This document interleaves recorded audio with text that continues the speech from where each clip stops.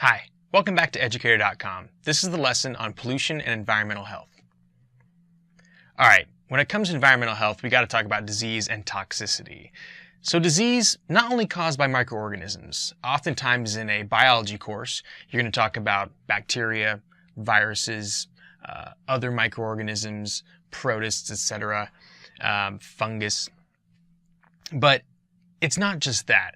Disease can be caused by toxins. It can be chemicals in the air, in the water, in the food supply that can make people sick in certain doses. Other times it could be just gas exposure that can make someone sick. It's not always one cause equals one effect. For instance, with a disease like diabetes, there's a few forms of diabetes. You could get diabetes because of a virus negatively impacting the pancreas and preventing it from releasing insulin as it should. You can also get diabetes by overexposure to sugar over many years to the point where you can develop adult onset diabetes or type 2 diabetes. So it's not just one cause, one effect. Sometimes disease has nothing directly to do with microorganisms or pathogens, and it has nothing to do with human activity. Sometimes it just hits without warning and is completely non-discriminatory in terms of who it affects. And an example of that is a tragedy that happened in Lake Nyos in Africa. The tragedy at Lake Nyos was such that because of natural occurrences in the earth, a lot of CO2 built up at the bottom of a lake, and it happened to sit low in the water. But because of a disturbance, some geologic activity, maybe earthquakes and such, that gas was pushed upward, got out of the water, and drifted down the mountainside into the neighboring town. And because that particular gas happens to be heavier than the rest of the air combined, it was just sitting in the town, and it killed over 1,800 people due to asphyxiation. And that's a tragedy, of course. That's just... it didn't discriminate, it just killed a lot of people. And so there's been attempts to solve that problem. What if this buildup happens again, and several decades later, the town is harmed once again? So there have been pipes that have gradually been installed in the lake to try to draw out the CO2 and release it into an area where it's not going to be as harmful. The amount of work that's been done so far hasn't done that much to solve the problem completely, so it's a work in progress, and hopefully that tragedy won't happen again. Pollution is an unwanted change in the environment caused by harmful materials or conditions being introduced. And oftentimes we're talking about a man-made cause or human-made cause. Contamination is like pollution, but with contamination we're talking about that specific pollutant or contaminant being in a particular solution or air supply. If we're talking about, our water is contaminated, we're saying it is polluted with a particular substance. A synergism, is the case where you have multiple pollutants or contaminants together whose effect is greater than the actual sum of their parts. For instance, you could have coal dust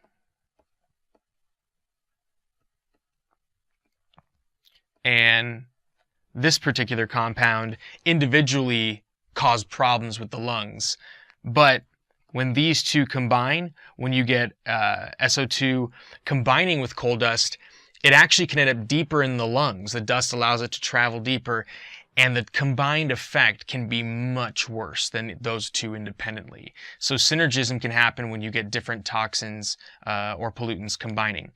Measuring them, there's particular ways to measure them. You could say parts per million. That's in ppms, meaning if we had 1 million molecules and there's 1 ppm, that means one of the molecules out of 1 million is that particular compound. Or it could be even ppb, parts per billion. And by the way, parts per million is actually like saying 1 milligram per kilogram of material. It's the mathematical equivalent. You could also do it with, milligrams per liter. Maybe we're talking about a certain compound dissolved in water. Whatever it might be, there's various ways for measuring how much of a pollutant is found in a material. A toxin. A toxin is really any harmful substance that ends up in the environment that can harm a human, animal, plant, really any organism. So toxicology is the study of those toxins in the environment and the effects they have on animals, plants, etc. A carcinogen is a toxin that specifically is known to cause cancer. So something about that particular toxin has the potential to change genes that actually regulate the cell cycle in organisms and lead to having tumors develop, benign or malignant tumors. Malignant being the more harmful, of course. Carcinogens, I've read that in cigarette smoke, there's actually over 100 separate carcinogens, which is a scary concept. When it comes to a release of a toxin in the environment, you can have point sources, meaning it's a specific source that has one particular point. So a point source could be a smokestack. From a smokestack at a factory, there could be a lot of different toxins being released. Maybe it's an oil spill. That's a specific area, a point that originated. Non-point sources, also called area sources. An example of this is urban runoff. So yeah, it does have a particular origin, but it tends to be more widespread with how it's diffused about.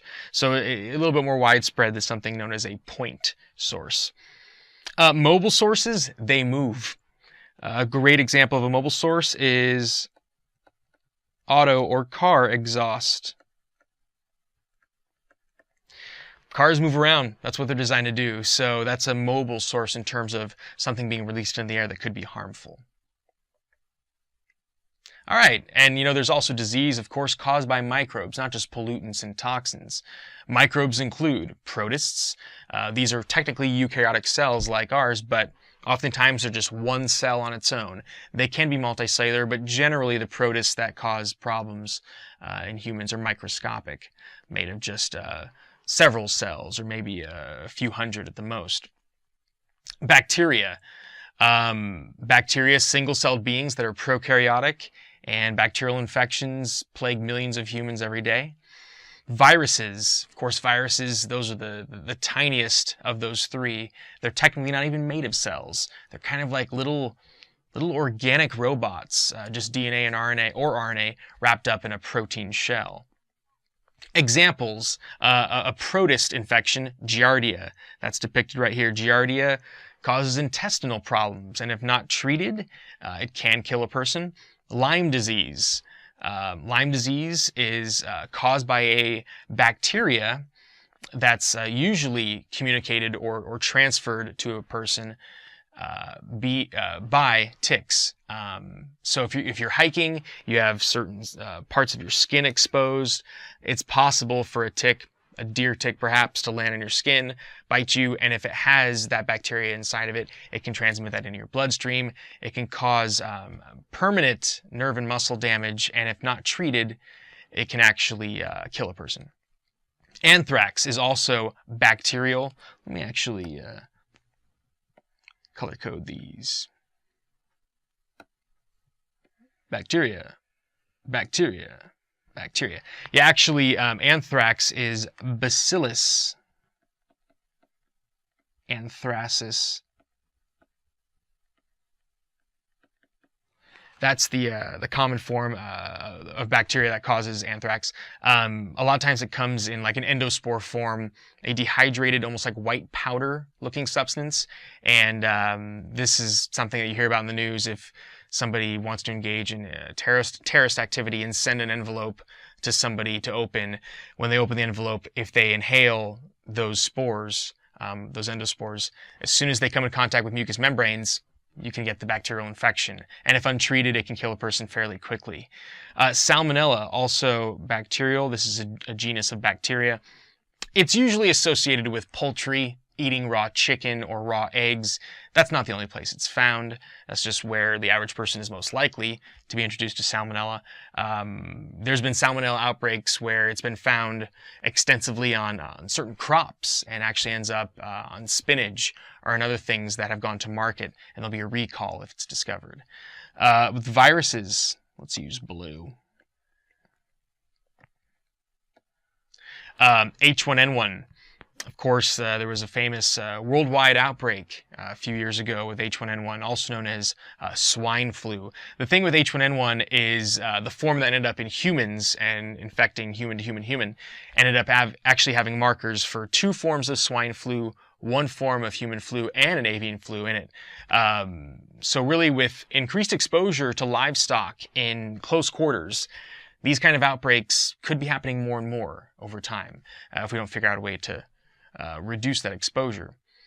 HIV, of course, is also viral. Human immunodeficiency virus can lead to AIDS, and it's something that has a virus that actually attacks T cells, a kind of white blood cell in the human body.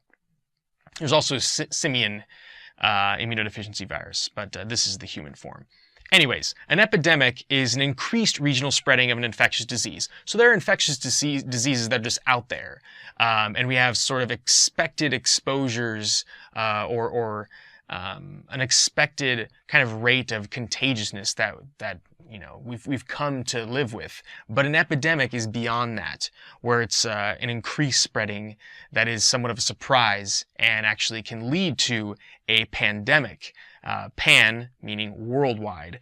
That pandemic, an example of that in 2009 with the H1N1, the swine flu, SARS, bubonic plague, you know, the Black Death in Europe. So with a worldwide outbreak, it becomes a pandemic. So here's actually the cover of a recent issue of the Center for Disease Control, emerging infectious diseases. So this is something that scientists and doctors should probably keep up on. Toxic heavy metals. These are definitely pollutants that can lead to environmental problems and disease in humans. So with heavy metals, these are the major ones: mercury, lead, cadmium, nickel, arsenic, selenium, chromium, and there's others. These are found in soil or water, and if they end up in human bodies, they typically end up being stored in fat. And fat is found all throughout the body. A lot of it is going to be between the skin and the muscles, that subcutaneous layer, also known as the hypodermis. But of course, fat is found all throughout the body. It's very common for these to be in human bodies, in your body and my body. So there's this concept known as the body burden. I have a body burden, you have a body burden. So this is the quantity found in a typical body. With mercury, the average human has about 13 milligrams. This is not enough to kill you. This is actually just an expected amount. Mercury is in the water. It's in the ocean, ends up in fish. Even if you haven't eaten fish before, it's probably in your body. Lead, it's expected that the average person is going to have about 150 milligrams of lead in their body. The amazing thing is that lead, there's actually been many attempts in recent decades to reduce the amount of lead used in products that we use, but lead in the history of human civilization is so widespread in terms of its use that it's in the average human. And arsenic, 18 milligrams found in the average human adult. So if you're freaking out about this, don't worry. These quantities are not enough to cause disease. You eventually can get to a point where you've exceeded the threshold, meaning, and I'll talk about that more later in the lesson, meaning from that point on, any additional little bit is going to cause some kind of negative effect. For instance, with mercury, though the average person has mercury in their body, if you were to take this liquid metal mercury right here and roll it around in your hand and play with it a bunch, well, you'd end up getting a lot more seeping into your bloodstream and into your body. And that kind of exposure could negatively affect your brain, potentially make you go crazy. And actually, that stereotype, or that classic character known as the Mad Hatter from Lewis Carroll's Through the Looking Glass or Alice in Wonderland, he has come from some anecdotes in history about Mad Hatters, that there actually was a lot of mercury being used to stiffen felt hats in the 1700s, 1800s, and at the time they didn't realize that was a bad thing, that it was toxic to these people over time. So these people making the hats, their exposure to mercury was way more than the average person, and they had a reputation for being kind of crazy. And so that's how you get the Mad Hatter. It's kind of funny when you find out fiction has its roots in reality. Biomagnification. So biomagnification is a phenomenon that's been studied a lot over the past couple decades. Chemicals from rocks or human processes can increase in concentrations as they move up the food chain. This is also known as bioaccumulation, depending on the textbook you look in. But either way, biomagnification, bioaccumulation, this has to do with just moving up trophic levels. When you start with introduction of some kind of chemical, some kind of toxin into the water supply, that's going to inevitably end up in plant life, right? Plants, we all rely on plants. They are the autotrophs, they are the producers. And as something eats the plants, some kind of herbivore eats the plants, some omnivore or carnivore eats them, and so on and so forth, it increases in concentration as it moves up through plants and animals.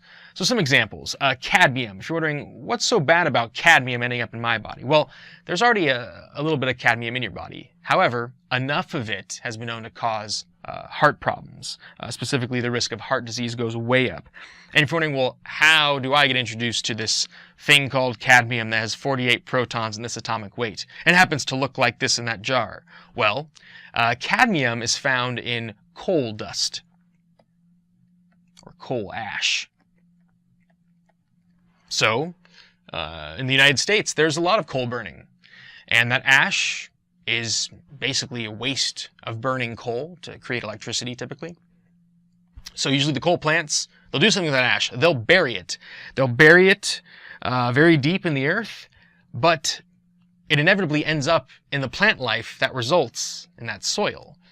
So in the plants, it ends up this cadmium, and then you have insects or other herbivores eating the plants. By the time you get up into the carnivores or up into the humans who are eating the animals that have eaten the animals they've eaten those plants, you can sometimes have 50 times the concentration of cadmium in that individual's body than what you initially had placed in the soil in terms of what ended up in each individual plant. So if you think about how the food chain works with, one specific insect, how much plant life they have to eat, and then that animal that eats those insects, how many insects they end up eating, you can easily see how this bioaccumulation thing can happen. With mercury, like I said, it's in the water supply. Human activity especially has put mercury into the oceans. It's amazing that even when you look way up in the Arctic Circle where the Inuit people live, oftentimes, Inuit populations will be 45 minutes to an hour helicopter ride away from where any civilization exists. So if you want to go visit them, it's quite a trek, and they're out in the middle of nowhere. But interestingly enough, some of these adult Inuit individuals have 12 times the limit of what the United States considers safe levels of mercury in a human body, because their diet depends a lot on fish, whale, seals. And if you consider that a seal is eating a lot of fish and they're getting an accumulation of mercury in their body, once they eat the flesh of a seal, the mercury exposure is quite great. I've also heard that in Japan, unfortunately, it's fairly commonplace to hunt dolphin and kill dolphin and even sell them on the market. There are some people in Japan who have eaten dolphin meat without even knowing it because it's sold and it's mislabeled to make a profit off of it. And unfortunately, if you're eating dolphin meat, you're getting a lot of mercury toxicity in your body. Just eating tuna is a certain kind of accepted amount of toxicity in terms of mercury exposure, but imagine eating a dolphin. They've eaten hundreds and hundreds and hundreds of tuna over their lifetime. Organic compounds, POPs and HAAs, POPs and HAAs. All right, so organic compounds, they can be natural or synthetic. Of course, there's the natural ones. There's carbohydrates, lipids, proteins, DNA, RNA, etc. But there's also synthetic ones, the ones made in a lab. And scientists have gotten very creative, especially over the last 2 decades, in terms of making synthetic compounds. There are over 20 million synthetic organic compounds, and up to 100,000 are now used extensively, meaning worldwide, to make all kinds of products, to make drugs, etc. 100,000 of them are used quite a bit. What's a POP? Persistent organic pollutant. So it's expected in nature that an organic compound will inevitably be broken down. When an organism dies, all of their organic compounds eventually are broken down by decomposers and end up in the soil, end up in plants, end up in fungi in the soil, etc. And it's just that cycle of energy that we expect. But a persistent organic pollutant does not easily break down. And because of the fact that they just end up in the soil and they end up in the water staying that way and not being part of this gradual cycle of breakdown, a lot of them have been banned or even restricted completely with legal action. So here are some examples. PCBs. PCB stands for, I'll write it out for you, polychlorinated, sorry if it's a little messy, biphenyls. And no, I'm not going to draw them out for you with all those bonds. So polychlorinated biphenyls, or PCBs, they are heat-stable oils that have been put in electric transformers. Electric transformers, there's a lot of heat generated. And so it's an oil that's able to not, light on fire and has like an insulatory capacity. So that's an important thing, right? But PCBs, unfortunately, if something happens with that transformer, if it explodes, if it has a leak, these PCBs ending up in the soil and ending up in the water supply have been known to cause harmful effects when they end up in the human body. DDT, this has come up before in this lesson, not this lesson specifically, but in this course. DDT, used as a pesticide for many years. Of course, that ending up in humans has caused a lot of problems, and in animals. Dioxins. Okay, dioxins is a byproduct of an herbicide. And here's the crazy thing. With dioxin, there was this Times Beach controversy. So in Missouri, the city known as Times Beach had used dioxins in a chemical that was sprayed on roads to control the amount of dust. So there were a lot of complaints, maybe even health problems over the amount of dust in the air. People with asthma, etc., going to have some issues. So they're spraying this stuff that had dioxin in it. Well, the EPA and other United States organizations came in and they said, you know what? The amount of dioxin exposure that you've caused with this town, the amount of exposure that these people now have, is beyond what we allow. So for $36 million, they bought the town. The federal government bought the town, cleared everyone out. So essentially they paid everybody to leave and paid for the property. They bulldozed everything. They have now made attempts to kind of set up like this nature preserve in that area. And it's gradually coming back in terms of the life sprouting up there. But it's no longer a town inhabited by people. It's controversial because with dioxins, here is what the EPA says is the limit in terms of, going beyond this limit is going to cause toxicity in the human body. They say 0.006 picograms, which is 10 to the negative 12th grams per kilogram per day. That's really tiny. Even when you calculate that somebody could have, 80 kilograms of mass or 90 kilograms of mass, that's still such a tiny amount. And even one of the individuals who had to do with this Times Beach controversy, when he actually had a lot to do with making the town leave and initiating this, he is now even skeptical of this particular figure. There are some scientists who suggest that this should even be 10 to 100 times higher. So that's why it's controversial, because different people have different opinions. The EPA has warned that if we go above this limit, you're going to see negative effects in humans. So potentially more studies on lab animals can give us clues about this, but it's a touchy subject because a lot of people's lives were inconvenienced. But at the same time, you don't want to go too easy on these POPs, these persistent organic pollutants, because you don't want people to get sick and or die.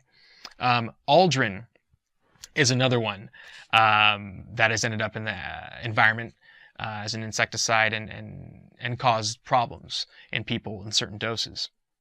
An HAA, is a hormonally active agent. So a hormonally active agent, it has an effect on individuals' hormones and the regular or expected hormone levels in that person's body, whether they're male or female. So, an effect on leopard frogs. Let me give you an example there. There is a chemical called atrazine, and it's been used as a weed killer. Well, in Wyoming, in the United States, there was a crazy effect that happened on leopard frogs. Here's a leopard frog, a very common species of frog in North America, and actually I use leopard frogs oftentimes with dissections in biology. But atrazine as a weed killer was being used in Colorado, and because of how water moves from the Rockies down into Wyoming, that's how this chemical ended up downstream in this other state. And the amount of atrazine in the water supply ended up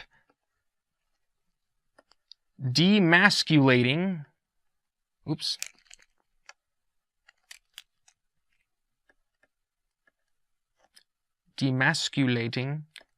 ended up resulting in the demasculinization, I can't say that, demasculinization, I can't even say that word, of male frogs, basically turning male frogs into females, or they also call it the feminization of frogs. So, how does that happen? Well, in a male frog, you have a certain genetic exposure due to sex chromosomes that turns on the gonads in order to be testes, in order to make sperm. However, atrazine gets in the way of that hormonal exposure. So the atrazine isn't changing their DNA, it's just getting in the way of the pathway that's supposed to enable the expression and the carrying out of that chemical in order to have this sort of long-term effect in the frog's body. And so you have a lot of male frogs in Wyoming being turned into females. So imagine if naturally you end up having close to 50-50 in terms of the amount of males and females in a population. If all of a sudden a lot of those males are now turning into females because of this interference in their chemical triggering in their body, you're going to have a huge reduction in males and not as many offspring. So it can really have a negative impact on a population in a short amount of time. So keeping track of how we put POPs and HAAs into the environment is a very important thing. Thermal pollution. This is something a lot of people don't think about, but it's heat pollution. This is not talking about global warming. This is talking about typically man-made causes in one area, like by a factory, for instance. Thermal pollution can be acute or chronic. So acute meaning short-term, because of just a shorter amount of time causing this effect, or chronic. This is long-lasting. And it can be natural. You can have changes in the environment that could be considered thermal pollution, but I'm going to focus on the human-caused kind. An example is going to be from electric power plants. So release of heated water into rivers. If you've got this electric power plant that's generating a lot of heat, and as sort of their waste, they're letting out this heated water into a nearby river, you might think, oh, what's the big deal? The animals and the plants, they'll adjust. Not necessarily. When you dump a lot of heated water into a river, you're going to have changes in oxygen concentration.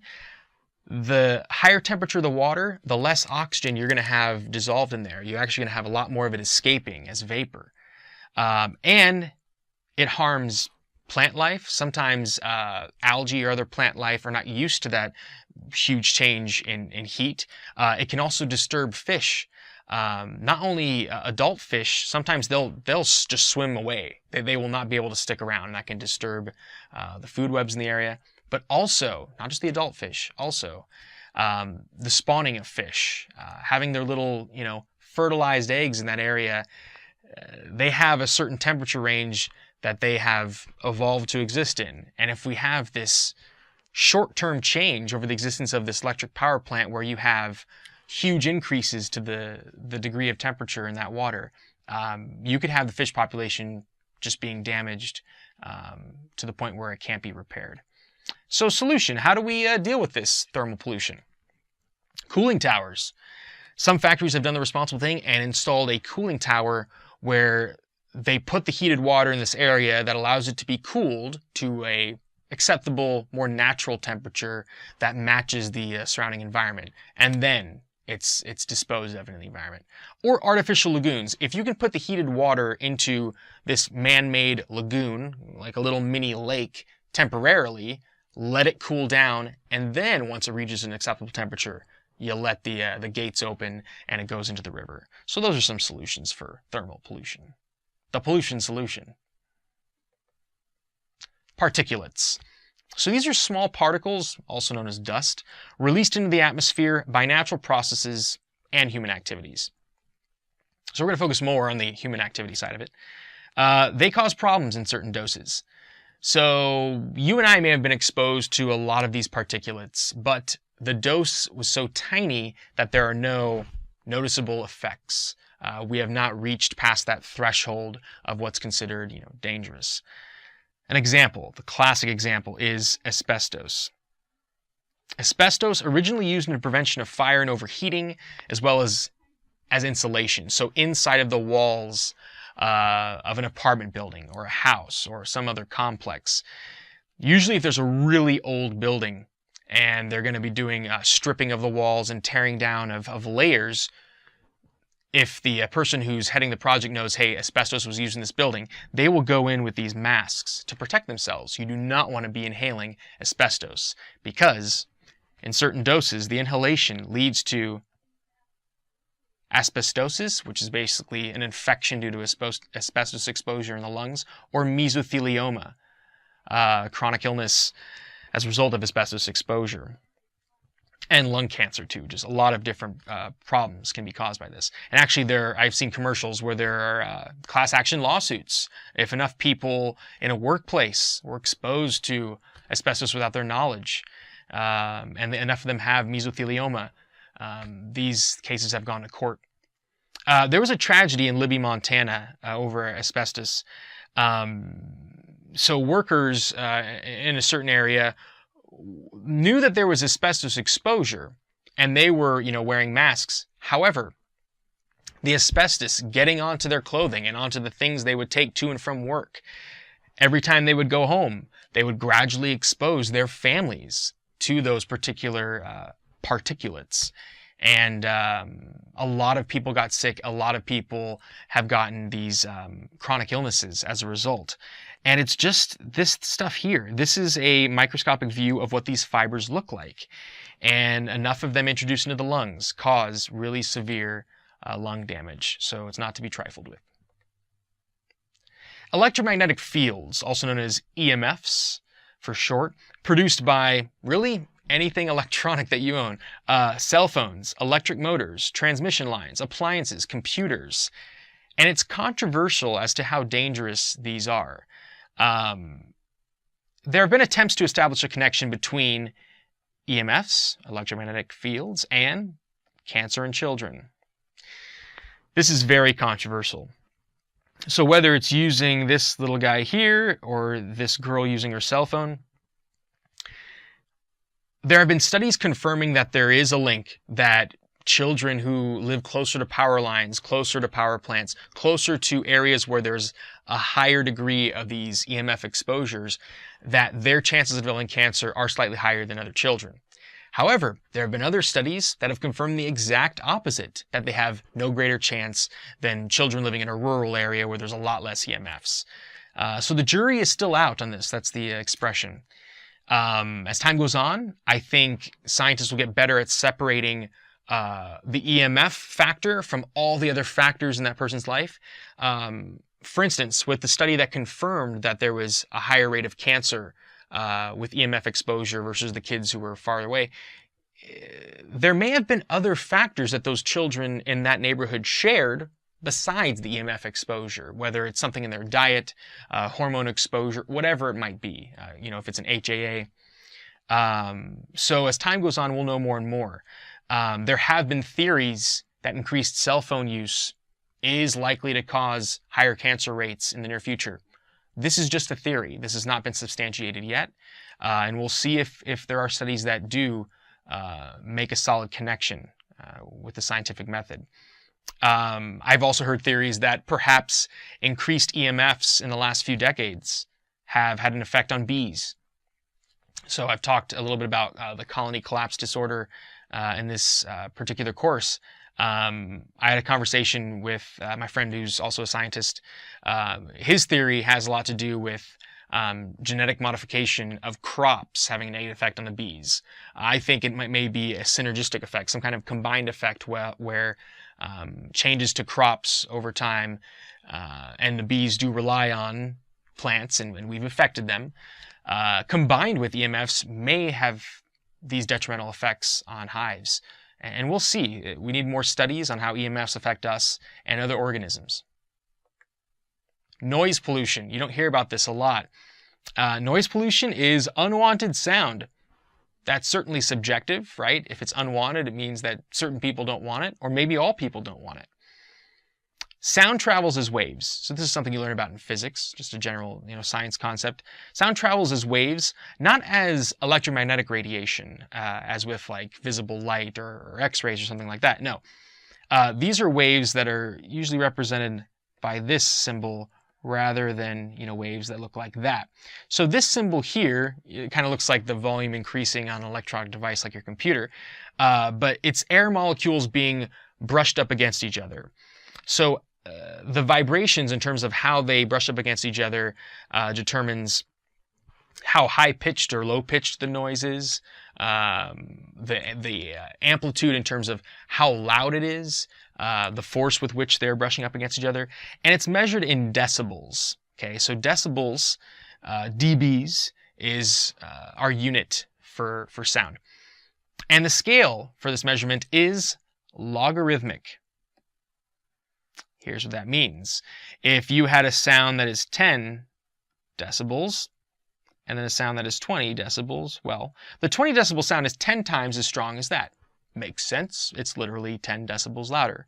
But when you get to 30 decibels, from here to here, it's actually 100 times louder.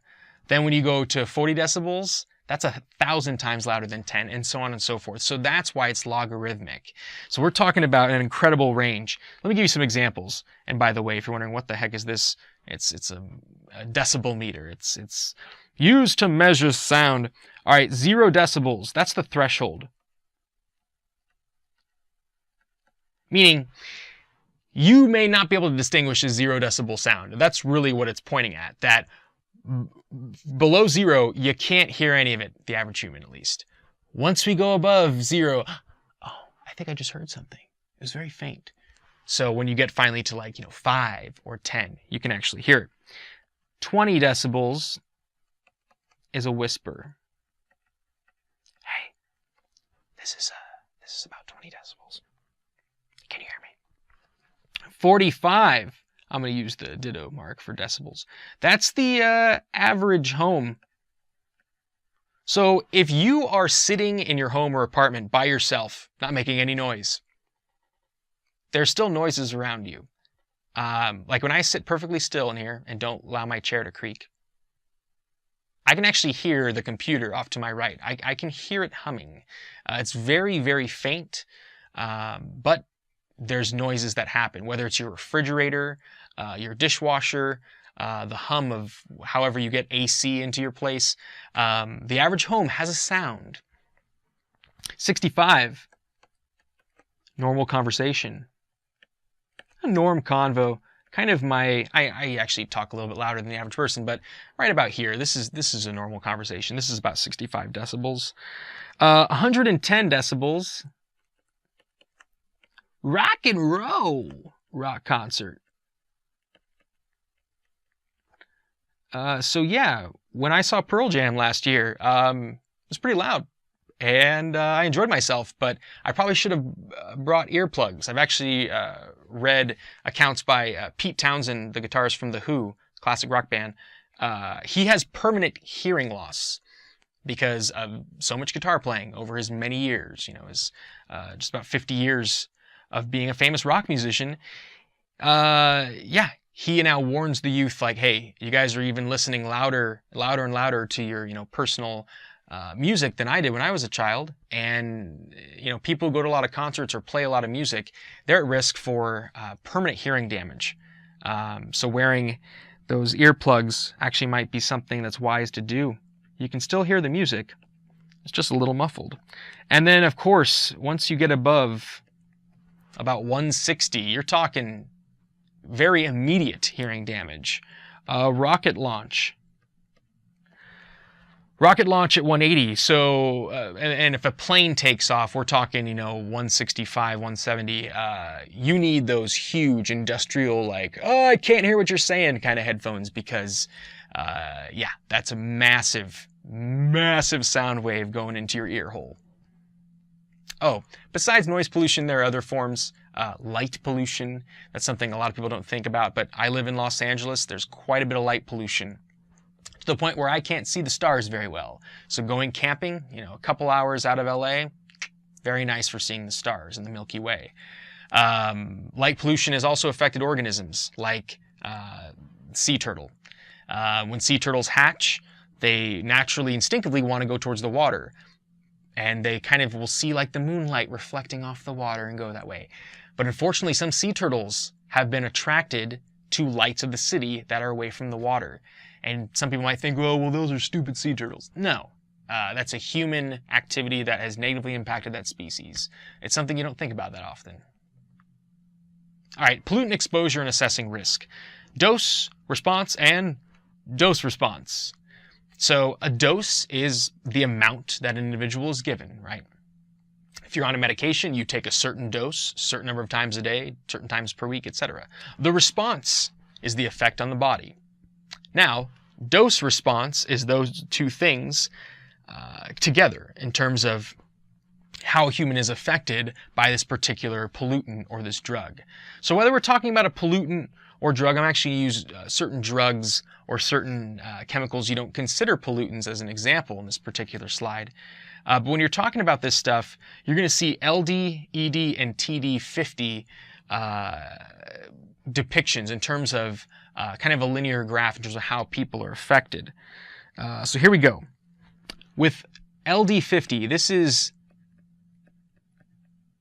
lethal dose for 50%. So a population of people or animals, a study group, whatever the group is we're talking about, the lethal dose means 50% of the population dies at this level. So with LD50, you're not going to see a lot of those scenarios when you're testing a drug or pollutant on people. We don't want 50% of people to die. That's inhumane. That's terrible.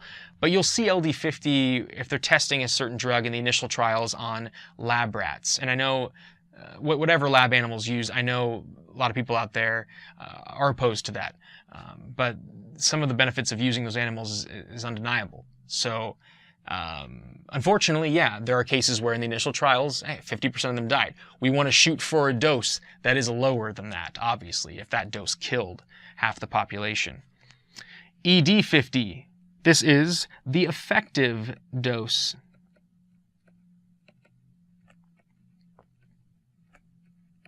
For 50%, meaning at this level, at this dose, 50% of the group, there is an effect that is noticeable, that's tangible. You can see it. Let's say we're doing a study on aspirin. Whatever dose cures the headache in 50% of the people, that's the ED50.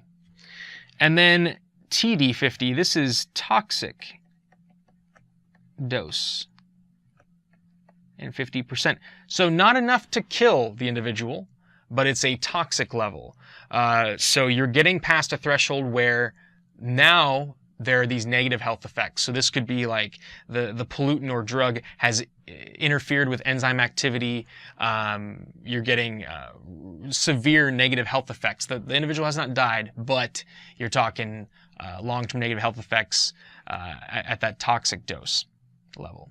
All right, threshold, I mentioned this earlier in the lesson. Threshold, we're talking about below that level, there's no noticeable change in the individual, but above that level, above the threshold, you start to see either an effective dose, hey, it's starting to affect them, oh, toxic, and then lethal. If we were to order these in terms of like, hey, here's the one, then the other, then the next, first you're going to see the effective dose, hopefully. Like, oh, we're starting to see an effect on this individual. Then you get to the point where it's TD50. Oh, now it's toxic. Now there's these negative health effects because we've exposed them too much. And then after that is typically going to be lethal, where at that level, then 50% of them are dying. An ecological gradient is an interesting application in environmental science with pollutant exposure. If you have pollutant exposure from, let's say, a point source, certain factory, smokestacks, whatever, the ecological gradient is when you see how life is affected moving away from the factory. Oftentimes, if there's a lot of that pollutant nearby the factory, which makes sense because it's close to the point source, you're going to see a lot less trees. Maybe there's only certain weeds growing there and certain plants that have tolerance to like toxicity levels and they grow quickly, whatever it might be. And as you move farther and farther away, you're able to see a wider variety of plants because they're farther away from that pollutant and there's less exposure. So that's an ecological gradient. And you could also see the same in human populations in terms of how close they are to a pollutant.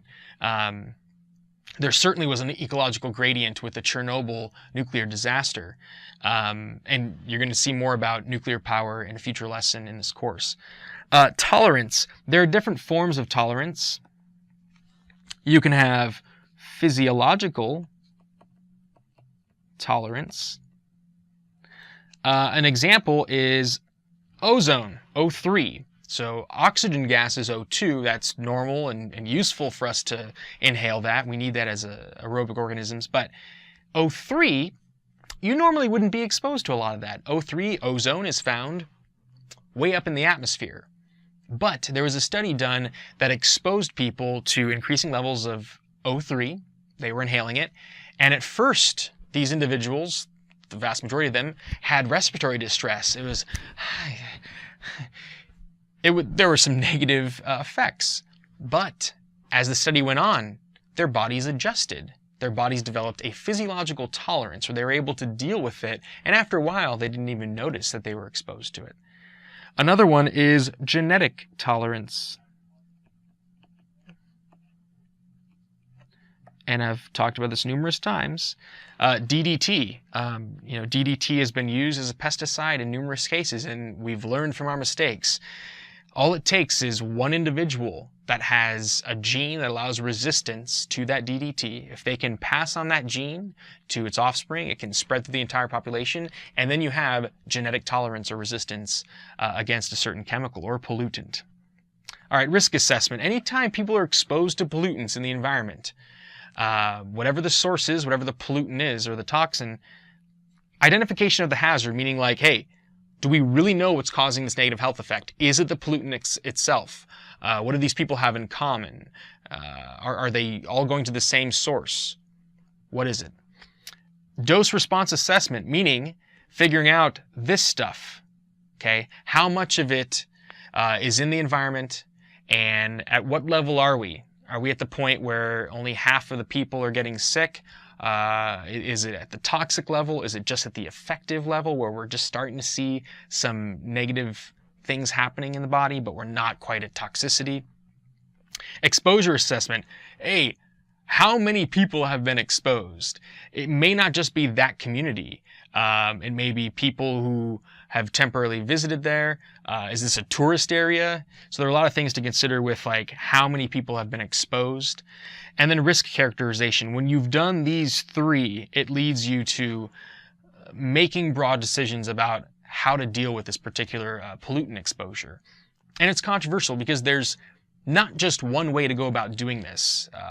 Different organizations have different opinions of how harmful pollutants are and what particular doses are acceptable, whether it's dioxin, like I mentioned earlier, or just vast amounts of POPs and pollutants that are found in the environment. So these are very important things to consider. Okay, so a fluoride example. We were just talking about different dose response curves, LD50, ED50, TD50, those things.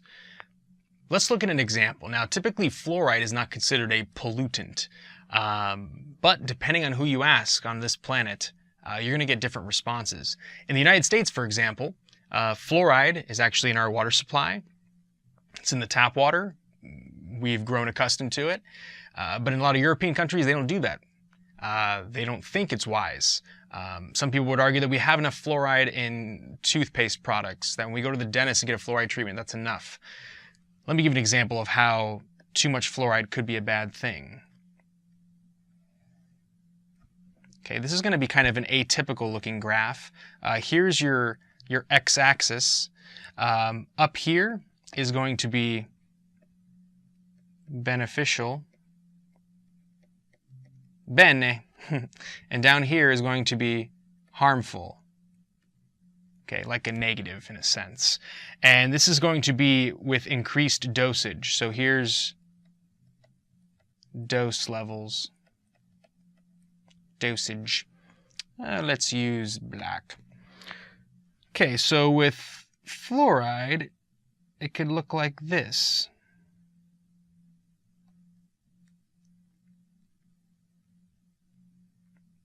Okay, so right in here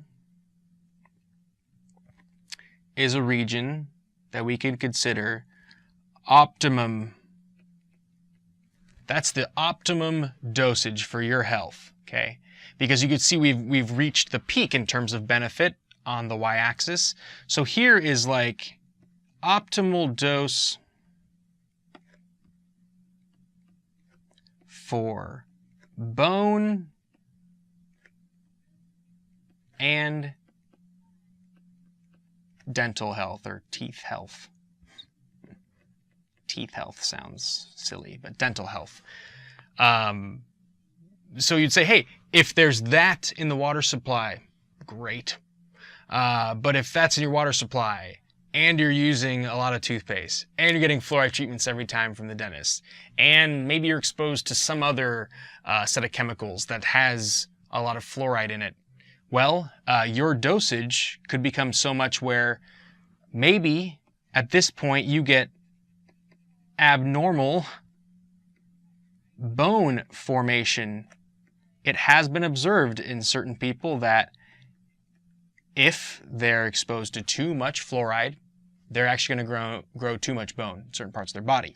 And maybe you get to the point where, like, hey, when you're down in this section, maybe death?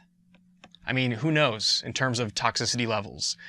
So with something like fluoride, there's still a bit of controversy in terms of how much is too much, how much is too little. But whether it's fluoride, whether it's DDT, whether it's dioxin, you can see these curves in terms of levels where it's like too little, levels where it's just right, and levels where it's too much. So we can figure out how harmful and how beneficial these doses are to people. Thanks for watching Educator.com.